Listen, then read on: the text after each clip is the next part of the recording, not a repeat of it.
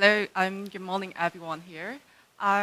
Today I'm going to talk about China, and even though that all the focus would be on the US, China actually have been growing very, very good. I mean, as Mulin said, it has been 6.7% for the first 3 quarters this year. And it is the second largest economy in the world, and it is the largest economy in this region, and it contributed 1/3 of the world GDP growth in last year, and it would be a bit more this year. So it is a very important country that we could not miss, and that's the reason why I am here today to give you a presentation about 3 key areas: recovery, rebalancing, and reforms. And it is really challenging to give a presentation in less than 20 minutes covering 3 key areas, but I will try. Okay, so begin by recovery. As I said just now, the economic growth in China has been very impressive this year. And last year, people actually worried whether they could actually achieve at least 6.5% target. And they obviously did for the first 3 quarters. I mean, no matter if you believe about the figures or not. Okay, so the headline figures appear to be very good. And then how about the cyclical indicators that we look at from fixed assets investment, industrial productions, and retail sales? Seems to be a slowdown. But the slowdown seems to be quite moderate or quite mild. And then what we say here, L-shaped growth moderation. And the good thing is, if you have not missed what happened yesterday, we actually got data release related to the producer price index. And it is an increase, okay. After 4 years of declining, we actually got an increase in September and again in October. So that means the producer price deflation actually drew to a close end. So that's the good thing. Another good thing is that we got 2 manufacturing PMIs in China. They are at 2-year high. So everything seems so good. And is that the case? Not really.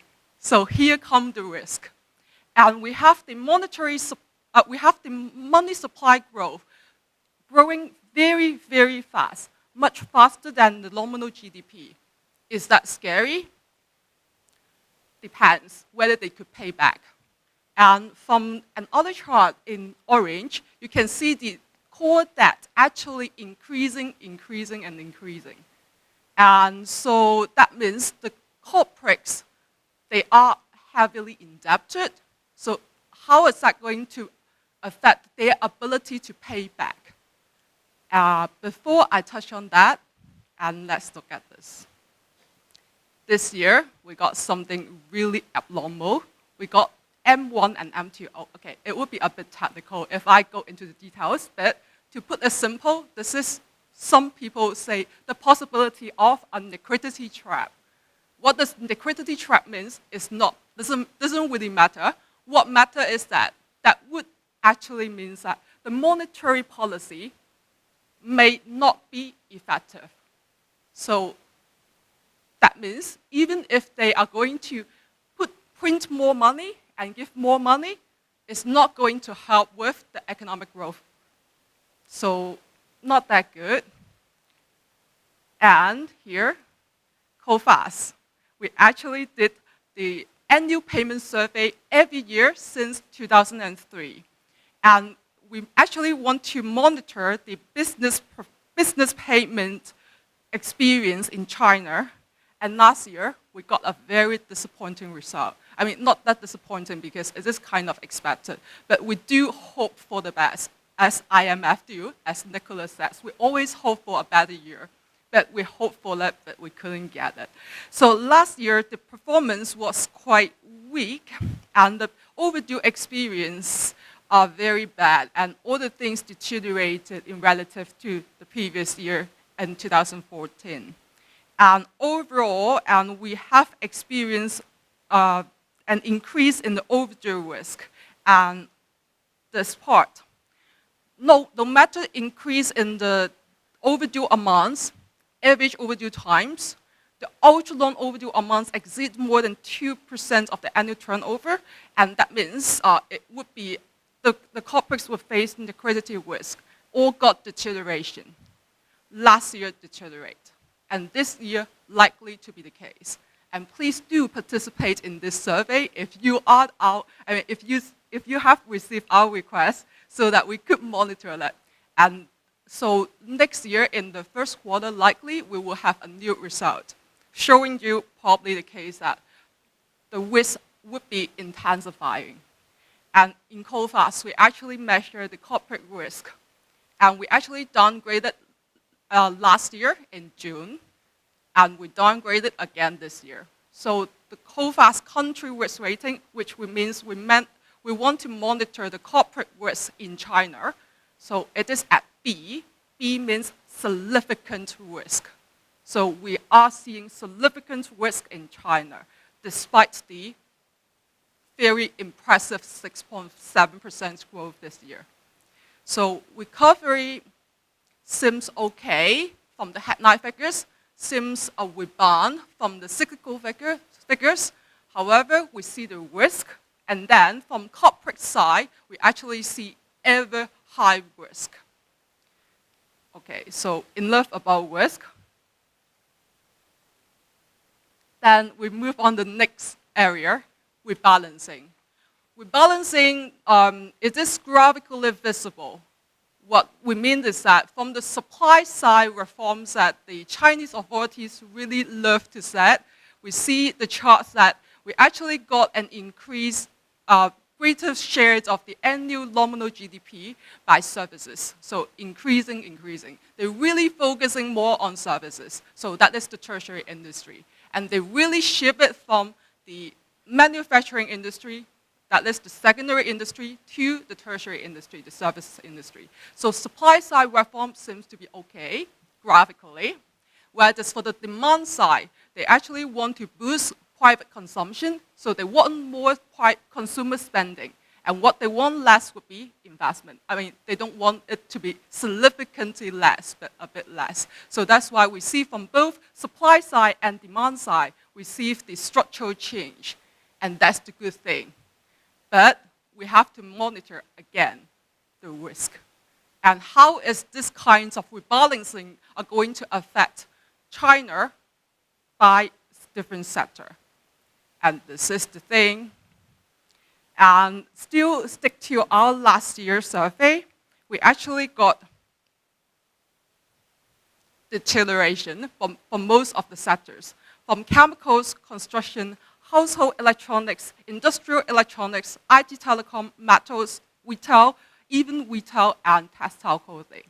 And the only two industries that we see improvement would be private good and pharmaceuticals. And if this is the overdue experience of more than 150 days, so just like how long they would have the overdue experience, and how is that going to impact the financial would be stick to the chart on your right. And for that part, according to Coface experience, about 80% of the ultra long overdue amounts, that means that means those overdues with 180 days more, they are not going to pay back. We got 80%. So only 20% would be paid back. And if we have such overdue amount, ultra-long overdue amount representing more than 2% of the total sales, then the corporates are facing liquidity risk. And that might lead them not to pay back their suppliers. So if you are one of the suppliers supplying these Chinese corporates, you might risk that you are not going to get your money back. So not the good news. And the longer the bar, the higher the long payment risk in such sector. So the longest one would be here, construction. We see very, very high risk in the construction sector, whereas I don't just talk about the bad news. The good news is we got an improvement in pharmaceutical sectors. And looking about the risk, here China, we're still growing 6.7%. So we have to focus a bit about the growth potential, the opportunities. When we measure the growth potential in a particular sector, very often we look at the fixed assets investment. And more importantly, how is that going to grow? And the first thing is China, overall fixed assets investment has been slowing, and that's normal because they have been growing very, very fast over the past decade. And it's time to slow down a bit. So, but we still got the overall, as of today, 8.2% growth as fixed assets investment. Whereas across the sectors, what we are seeing here is we got ICT, information and communication technology, pharmaceuticals, transport and agri-food still growing much faster than the average. Whereas, not surprisingly, we got construction, metals, chemicals, and energy. They're not really growing. They actually got declined in fixed assets investment. And that would mean for the future, you would not be surprised to see these four sectors actually got the growth. They don't really grow, actually. We are quite pessimistic about the growth in these four sectors, not just us, but also the Chinese government. Then, combining the risk and the growth. Here we got winners, losers, and the risk. And for the losers, you would not be surprised that they would have very high and very, very high risk and high risk. So if you are working in those industries, I would encourage you to manage your risk. But how? You can ask our expert, okay? I'm not going to talk about it further. But if you are working in the winners industry, and does that mean, is this risk-free? No. Even though you are working in those with higher growth potential, you still have to manage your risk if you want a sustainable business. And again, ask our expert about how to do this. So with balancing, we got some sector winners and losers. And the final topic would be reforms. The Chinese authorities have been highlighting the reforms. And one of the reforms that they really want to go for would be state-owned enterprise reform. But the reform has been quite disappointing. And why are we saying this? This year, the fixed assets investment in China mainly led by the state-owned enterprises. And the reason for that is because last year, we got the stock market in China collapse. The Chinese government actually privatized a lot of company. Whereas they don't really want the state-owned enterprise, but they privated, make it state-owned enterprise. Okay, anyway, so I stop it here. And so that has been something counterintuitive when we talk about state-owned enterprise reform. Normally people would say, we want less, we want fewer state-owned enterprise company, but they did it a reverse. Anyway, okay.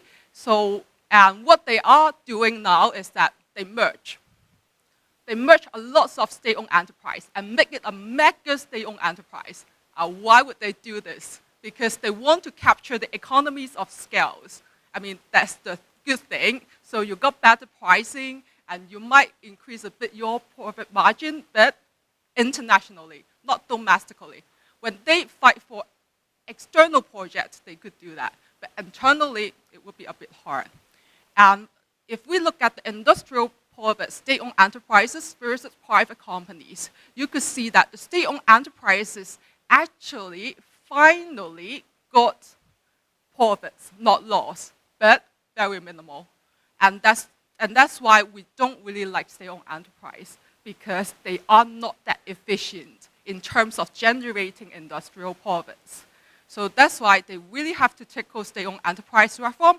Otherwise, there would be spillover to the banking sector, because a lot of state-owned banks, they actually support state-owned enterprise.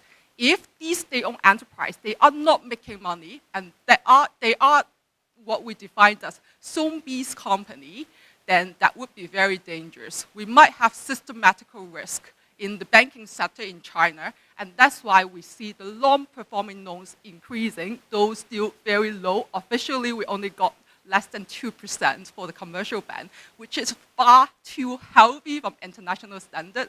But you might know some of the real picture if you read the news, and I'm not going to talk about it in very details, but we do think that the state-owned enterprise would be very crucial to reduce the industrial capacity as well as to solve the long-performing loans issues. So they have to close down some of the state-owned enterprise. They could merge some, but they have to close down some. And more importantly, they can actually promote some kinds of private-public partnership, and then that could actually make the state-owned enterprise work in the way that other private companies that they don't. Then another very important reforms in China might relate it to you because that's related to the RMB. The good things, talk about the good thing is, they really did that. They really have interest rate liberalization. They actually abolished all the ceilings for the deposit rates and also the lending rates previous year. So we really got interest rate liberalization. And that's the reason why the central bank, they don't really cut the interest rate this year because they actually liberalized the interest rates. So that would make the lending rates actually go lower automatically. Whereas for RMB, they actually set 1.8% weaker last August. And they actually announced to reform the currency regime. And that's how we got very volatile rate against the US dollar since then. And everyone wants to speculate that it's going to depreciate. Then they actually kickstarted the CPAC Swan, and that's something good because you can use it easily as a bank. Then they then in December introduced the CVEX baskets, and then they also disclosed all the weighting for the currency pair. So they told all of you, and also including myself here, don't just look at the RMB against the US dollar, but look at it against the baskets of currency. And is that successful? The thing is, they actually got the IMF approval to act as the SDR, one of the SDR currency. What is important about SDR? It makes Chinese yuan as international currency. And that means we are going to see a bit more market-oriented behavior for Chinese yuan. Okay, so we have growth moderation in China, and we are seeing all these things. So all this difficulty. So we do think that in order for China to grow as the government wants, that is at least 6.5%, we would have weaker currency. Okay, to conclude, we go back to the Chinese authorities. So the interest rates, we don't really think that they are going to cut any further. They have actually adopted a neutral stance, and they might actually want to tighten it further. Don't look at this two benchmark. They are no longer benchmark anymore. Look at how they are going to conduct the open market operations. Look at how they are going to do to look at the M2 growth and look at the M1 growth. You have better ideas about the monetary stance of the Chinese central bank. And the good thing is that even though fiscal policy might not help in other nations, but in China it would definitely help because they still got the space to have an expansionary fiscal policy. And that's also why they actually changed the finance minister, if you are not aware of it. And so I think that they are going to have the fiscal deficit of more than 3%, probably this year and also next year. Because as I said earlier, the liquidity trap makes the monetary policy not effective. So what they could rely on would be the fiscal policy. we would expect to see the expansionary fiscal policy as well as the continuing structural reforms that you all think would be an important factors for growth. And that's it for me today. Thank you very much.